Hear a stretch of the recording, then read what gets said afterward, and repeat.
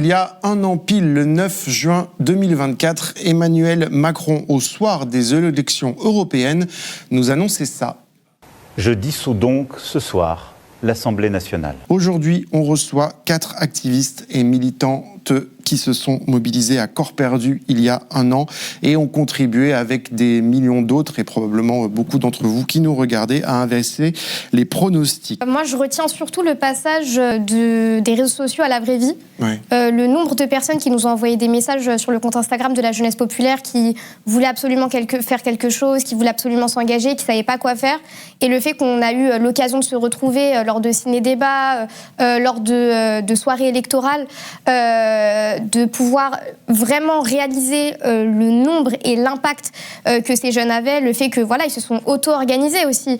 Il y a eu cette capacité à déceler le problème et à se dire bon bah voilà, nous on n'a jamais tracté de notre vie, mais on est en capacité à aller prendre des tracts et de taper aux portes des gens pour trouver ça. Ça veut dire qu'en 3 semaines, il y a eu le temps de se rendre compte aussi de ce que serait une France sous l'extrême droite, de discuter, d'échanger de ça. Il y a eu ce temps-là. Tout à fait. On a eu l'occasion, alors bon, dans une certaine urgence, mais moi ce que je dis souvent, c'est que l'engagement de tous ces jeunes relève vraiment d'un amour de la France et de quelque chose d'assez fort, d'une appartenance nationale vraiment importante. Et moi, quand j'ai vu la mobilisation vraiment parce que nous, on était axés en Île-de-France, mais il y avait des personnes de Marseille qui m'appelaient, des personnes de Toulouse qui faisaient des choses chacune de leur côté.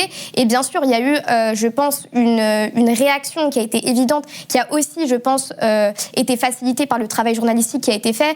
Que serait une France sous extrême droite? Qui sont les candidats du Rassemblement national? Voilà, je pense sincèrement qu'il y a eu cet aspect de la débrouille, parce que c'est comme ça qu'on fait, dans l'urgence, constamment. Et on a créé, pour moi en tout cas, des nouvelles formes de mobilisation, parce que c'est des choses qu'on n'avait jamais vues auparavant. Ils se sont trouvés assez acculés en pensant que, voilà, on en parlait avec Sarah la dernière fois, mais qu'Emmanuel Macron pensait qu'on n'arriverait pas à se débrouiller. Voilà, qu'on se retrouverait vraiment face au mur, mais pas du tout. En 3 semaines, on a trouvé des nouvelles manières, on s'est rencontrés, on a parlé, on avait plusieurs enjeux, il y avait les primo-votants, il y avait les abstentionnistes, et finalement, c'est des personnes qu'on a quand même réussi à toucher.